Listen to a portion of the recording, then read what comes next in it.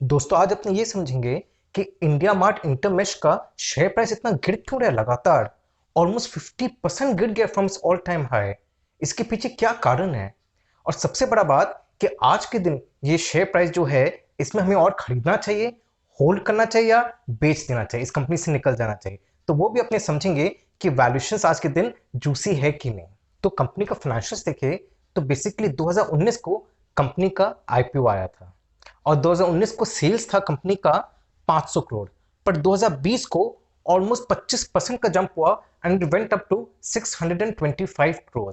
फिर 2021 को 665 करोड़ का सेल्स था और आज के दिन अराउंड 730 करोड़ का सेल है। और ओपीएम मार्जिन देखें यानी ऑपरेटिंग प्रॉफिट मार्जिन, तो उसका स्टोरी काफी इंटरेस्टिंग है। 2019 को केवल 3% था ओपीएम, फिर 2020 को it went up to 28%, 7 times का इंक्रीज।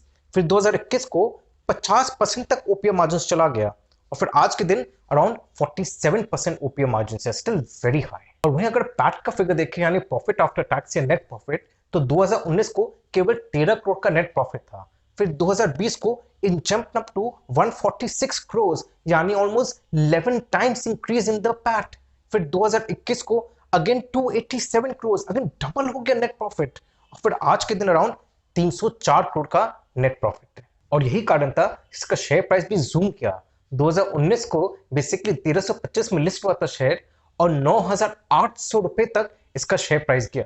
तो basically just 2 years the share price increase by 7 times. फरवरी 2021 को इसने अपना ऑल टाइम हाई बनाया था 9,780 का, उसके बाद से गिरते गए, बीच में वापस भरा, बट अक्टूबर के बाद तो काफी गिरा है। From October onwards it has really fallen drastically. इसके पीछे क्या कारण है वो अपने समझेंगे। और देखिए मार्च 2021 से स्टोरी बिल्ड हो रहा था टुवर्ड्स द डिक्लाइन। जैसे इसका सेल्स फिगर 2021 मार्च में था अराउंड 179 करोड़, फिर जून को हो गया 181 करोड़, हार्डली कुछ गेन हुआ।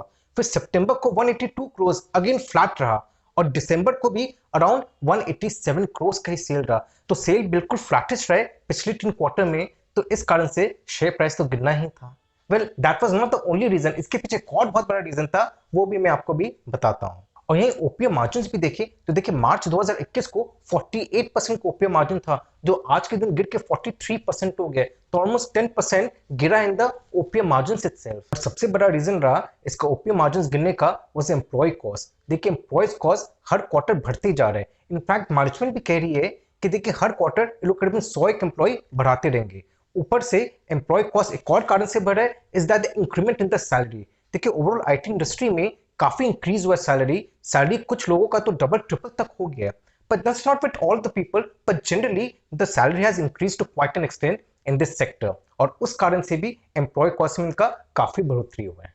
और भी कई रीजंस है कि इसका शेयर प्राइस गिरा है, पर वो जानने के पहले अपनी कंपनी का ऑपरेशन समझे। ये तो समझेंगे कि कंपनी करती क्या है। वेल दोस्तों, आप alibaba.com के बारे में तो जानते होंगे। Well actually it is the world's largest e commerce platform for both small and medium size businesses और उसी का हूबहू है ये इंडिया मार्ट। और जैसे दुनिया में alibaba.com is the biggest E commerce platform for B2B, वहीं इंडिया में basically India mart is the biggest platform and it has got 60% market share in this segment। और ये B2B यानी बिजनेस टू बिजनेस प्लेटफॉर्म के साथ 15 lakh sellers जुड़े हुए हैं और रोजाना करीबन 15 लाख लोग विजिट करते हैं।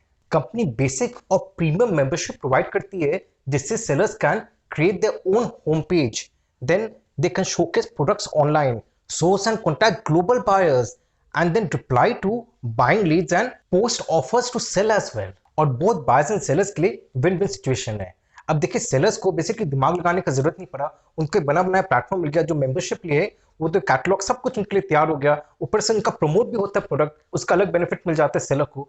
तो सेलर को बहुत फायदा है, बायर को इस तरह से फायदा है कि प्राइस डिस्कवरी हो जाता है।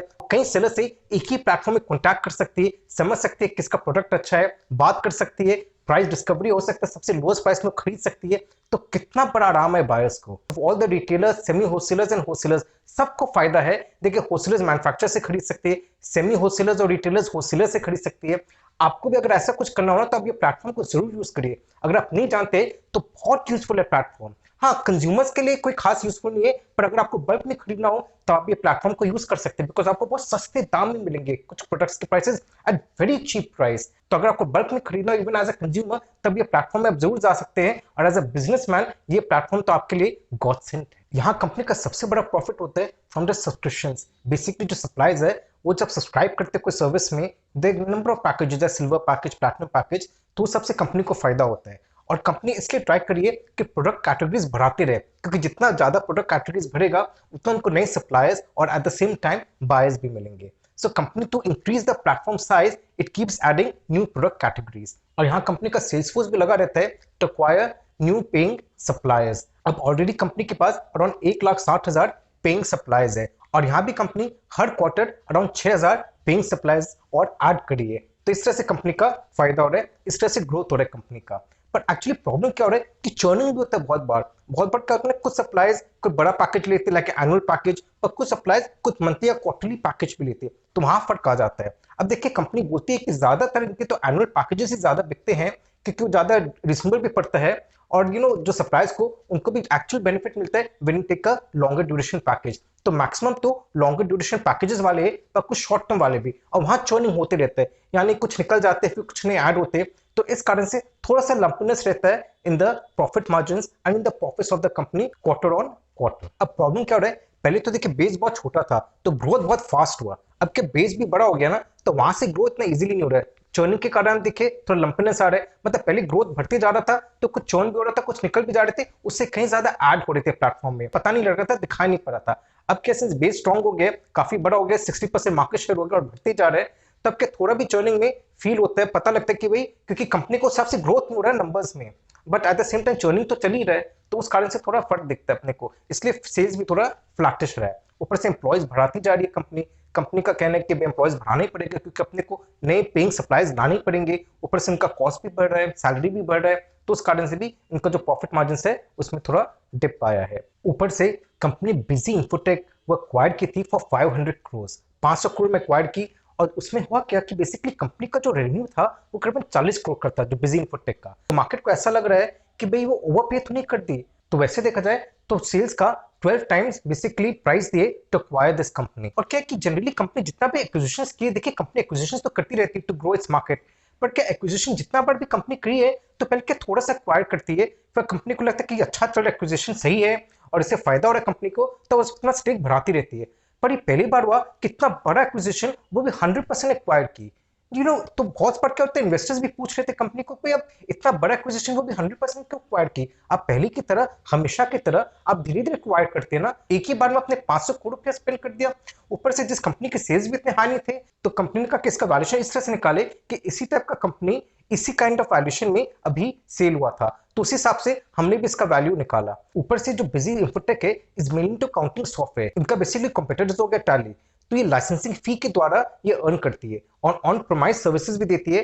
It is basically catering to big corporations, big companies. अब यहाँ लोगों का कहना था कि भाई आपका तो ऑलरेडी एक अकाउंटिंग है जो आप हेल्प करते, तो कंपनी कहती है वो तो माइक्रो बेसिकली सेलर्स के लिए ना, जो माइक्रो सेलर्स उनको सिंपल सा अकाउंटिंग चाहिए होता है, वो बेसिकली अपने ऑनलाइन प्रोवाइड करते हैं, वैसे भी ऑन प्रोमाइस तो है नहीं और बहुत सस्ता भी है for simple for small little businesses for micro enterprises के लिए। अब देखिए सिनर्जी इस तरह से कंपनी को लग रहा है कि देखिए कि ऑलरेडी सिंस उसके पास ऑलरेडी बेस है इतना सारे सेलर्स का, तो उनको भी क्या है वो क्रॉस सेल करेगी, जो बड़े बड़े प्रेजेंट के प्लेटफॉर्म में उनको ट्राई करेगी ये सॉफ्टवेयर देने का, बेसिकली लाइसेंस भी उनसे मिलेगा। अब टैली में क्या होता है, आप पहले खरीदते हो और फिर एनुअली आप उसको रिन्यू कर सकते हैं, तो यहाँ भी वही लाइसेंसी फी होगा, पहले आप खरीदोगे इसका सॉफ्टवेयर और फिर एनुअली अगर आपको अपग्रेड चाहिए तो आप पैसे देके अपग्रेड कर सकते हैं। पर प्रॉब्लम यहाँ ये क्या है कि यार देखिए सब्सक्रिप्शन बेस्ड तो नहीं है ना, अगर आपको नहीं चाहिए अपग्रेड कराने का तो आप नहीं करोगे अपग्रेड, जरूरी नहीं आपको अपग्रेड हर साल करना ही पड़ेगा, तो वो एक प्रॉब्लम आ सकता है। वैसे इसका जो और जो सर्विसेज है वो सब्सक्रिप्शन बेस्ड है, जहाँ रेगुलर स्ट्रीम ऑफ इनकम दिखता है यहाँ वो जरूरी नहीं है। तो वैसे देखा जाए तो बिजी इंफोटेक का ऑलरेडी नाम तो है और देखिए इसका बेस तो बना हुआ इसलिए एक्वायर की, अब कंपनी खुद ये करती तो बहुत समय लगता, कुछ साल लग जाता, तो इसको रेडीमेड बेसिकली कंपनी मिल गया जो इस फील्ड में है, but then competition is there and it's not going to be easy. और कंपनी सोच रही है जो लेवरेज करने का, जो बेसिकली क्रॉस सेल करने का, उसमें समय लगेगा। इनफैक्ट कंपनी खुद भी बोल रही है कि कम से कम एक साल तो लग जाएगा इस कंपनी को समझने में, इसका ऑपरेशंस को समझने में। उसके बाद अपने समझ सकते हैं कि कैसे लेवरेज करे, कैसे इससे सबसे ज्यादा फायदा उठा पाए। But at this point of time इसका एक्विजिशन है वो मार्केट को कम समझ में आ रहा है, क्योंकि एक तो लग रहा है मार्केट को कि हायर प्राइस पे की, दूसरा कंपनी का खुद का मानना है कि एक्विजिशन से समय लगेगा तो actually bring those big profits. तो क्या थोड़ा टाइम लगेगा, टाइम कंज्यूमिंग है। पर company at the same time बोलते भी we are going for long term picture, हमने को शॉर्ट टर्म गेम खेलना नहीं, इसलिए आप क्वार्टरली और क्वार्टरली मत देखो, आप एनुअली देखो। देखिएगा आप 2-3 साल बाद ये कंपनी भी बहुत अच्छा प्रॉफिट्स लाएगी। वैसे देखा जाए इसके प्रीवियस एक्विजिशंस में कंपनी को काफी फायदा हुआ है, तो हो सकता है कि आज के दिन ये जो एक्विजिशन एक्सपेंसिव लग रहा है, डाउन द लाइन हाइंडसाइट में देखेंगे तो हो सकता है ये बहुत रीजनेबल एक्विजिशन था। वेल लेट्स सी, वो तो बाद में पता लगेगा अपने को, पर फिलहाल तो मार्केट इज डिस्काउंटिंग इट। इनको माइक्रो एंटरप्राइजेस को जो बेसिकली हेल्प देती है अकाउंटिंग में, उस सॉफ्टवेयर का नाम है व्यापार, और वो बेसिकली ऑनलाइन है। और वो क्या अकाउंटिंग जो है वो DIY स्टाइल से, यानी डू इट योरसेल्फ। बेसिक कुछ पैरामीटर्स रहते हैं जिस हिसाब से सप्लाईज यूज करके अपना डेटा बैठा के हेल्प हो सकता है। फिर दूसरी तरफ कंपटीशन बढ़ती जा रहा है फ्रॉम जस्ट डायल। अब देखिए just dial is one of the main competitors, और जस्ट डायल को से रिलायंस ने एक्वायर कर लिया है। तो देखिए अब रिलायंस के पास पैसे है, तो हो सकता है वो प्रेम से जस्ट डायल को भी आगे बढ़ाए। It's not going to be easy, because IndiaMART का almost more than 60% market share है। जस्ट डायल को समय लगेगा उस तक पहुंचने में। देखिए ये बात तो मानना पड़ेगा कि इंडिया मार्ट का बहुत हाई होल्ड है एंड इसके बहुत स्टिकी कस्टमर्स है, तो it won't be easy for Justdial to scale up, that will take some time. अब बैलेंस शीट का बात करें तो देखिए कंपनी का बैलेंस शीट तो बहुत स्ट्रॉन्ग है। आज के दिन इन्वेस्टमेंट्स और कैश एंड कैश इक्विवेलेंट्स मिला के करीबन 2500 करोड़ है। ऊपर से डेट फ्री कंपनी है। इसका आरओई भी काफी हाई है, ऑलमोस्ट 30% का आरओई है, यानी रिटर्न इक्विटी, और आरओसीई यानी return on capital employed almost 40% है। तो definitely this figures are mind blowing. Company has been doing very well, but क्या फ्यूचर में भी इस तरह से कंपनी परफॉर्म कर पाएगी, that we have to see. और देखिए आज के दिन जैसे सिनेरियो लग रहा है, हो सकता है कंपनी परफॉर्म कर भी ली। देखिए आज के दिन पैंडेमिक के कारण और लोग ऑनलाइन आते जा रहे हैं। अब देखिए बहुत से ऐसे बिजनेसमैन हैं जो आज के दिन को पता नहीं ये ऑनलाइन मार्केट प्लेस के बारे में, उनको ये नहीं पता कि कितना यूजफुली वो इसको लेवरेज कर सकते हैं। अगर और लोग आएंगे तो कंपनी को फायदा होने वाला है, तो वो एक चीज है। और देखिए जो एक्विजिशन भी किए उसका भी तो कंपनी को प्रॉफिट मिलने वाला है। हो सकता है अगला साल तक कोई खास कुछ नहीं मिले, उसके बाद when the company actually leverages it, then company can really make good amount of money from this acquisitions as well. अब देखिए इंडिया में total number of GST registered business करीबन 1.5 करोड़ है। अब उसमें क्या है, जो अकाउंटिंग सॉफ्टवेयर है ये करीबन 15 से 20 लाख लोग यूज करते हैं, just 10% of this entire lot. अब वहां भी क्या है, ये जो कंपनी एक्वायर्ड की है बिजी इन्फोटेक, उसका शेयर है करीबन 2 लाख कस्टमर का, just 10% of the entire market share. तो कंपनी को काफी ग्रोथ दिख रहा है, दैट्स अनदर रीजन कि कंपनी एक्वायर्ड की है। क्योंकि देखिए खास प्लेयर्स भी नहीं है, अब टैली है, ये है और 2-3 है, तो किसी के पास भी लंबा चौड़ा मार्केट शेयर नहीं है। 10% ही तो है, 15 से 20 लाख लोग ही तो है जो अकाउंटिंग सॉफ्टवेयर यूज करते हैं, आउट ऑफ 1.5 करोड़।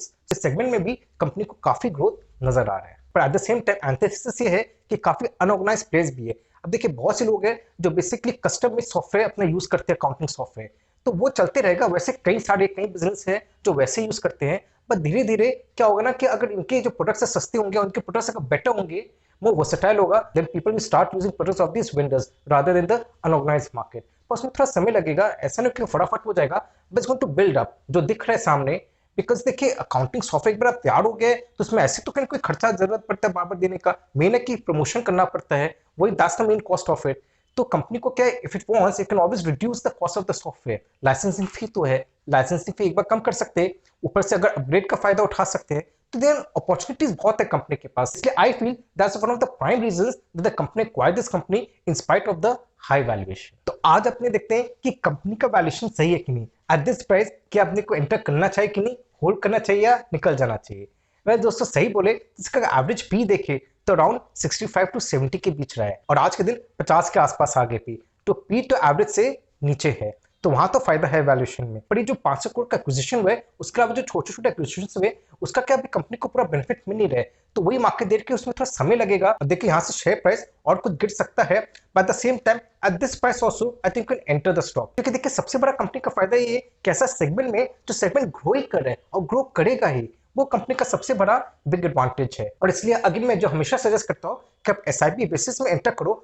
अगर आपके पास ऑलरेडी है तो आप होल्ड करके रखो, जरूरत नहीं निकलने का, बेचने का तो सवाल ही नहीं उठता है, just hold it. But remember देखिए valuation is still not cheap, देखिए ओवरऑल वैसे देखा जाए इसका हिस्ट्री के हिसाब से वैल्यूएशन चीप है, पर एज अ कंपनी वैल्यूएशन कोई सस्ता नहीं है, P50 का भी कोई कम नहीं होता है। ऊपर से इसका प्राइस टू सेल्स भी करीबन 20 है, which is not cheap at all, which is quite expensive वैसे देखा जाए। बट लेकिन देखिए प्लेटफॉर्म बिजनेस में क्या है कि ये सब पैरामीटर्स इतना इंपॉर्टेंट प्ले नहीं करता है, बिकॉज प्लेटफॉर्म बिजनेस ऐसा है कि बहुत एक्सपोनेंशियली ग्रो कर सकता है, जैसे कंपनी किया पिछले 1.5-2 साल में। अब अपने को देखना है कि फ्यूचर में कैसा करती है, बिकॉज बहुत कुछ डिपेंड करेगा कि कंपनी किस तरह से इसको लेवरेज करती है अपने एक्विजिशंस को। तो let's see how it plays out. तो दोस्तों अगर आज का वीडियो अच्छा लगा तो लाइक शेयर और सब्सक्राइब जरूर करेगा, और इसी टाइप के मैं और इंटरेस्टिंग कंपनीज आपके सामने लाता रहूंगा। Thank you very much for listening to me. Bye bye and take care.